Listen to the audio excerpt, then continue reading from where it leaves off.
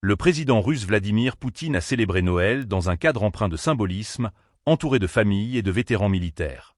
Cette année, il a choisi l'église du Grand Martyr Georges le Victorieux, située sur la colline Poklonaya à Moscou, pour marquer cette occasion importante pour les chrétiens. Ce choix de lieu souligne non seulement la tradition, mais aussi l'importance des valeurs spirituelles dans le contexte actuel. Parmi les participants au service, plusieurs figures emblématiques étaient présentes, dont Alexandre Antonov, un vétéran des opérations spéciales du Tatarstan, qui a perdu totalement la vue.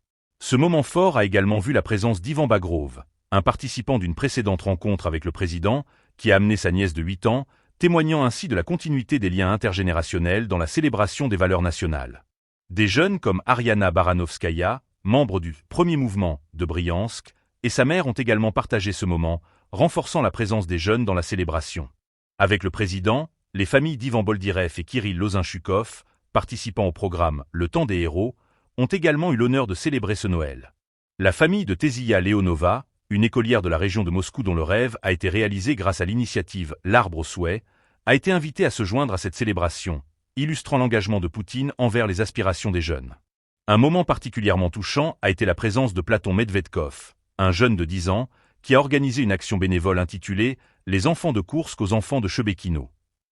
Sa famille, comprenant ses parents et 2 jeunes frères, a également assisté à la messe, soulignant l'esprit communautaire et la solidarité qui caractérisent ces fêtes.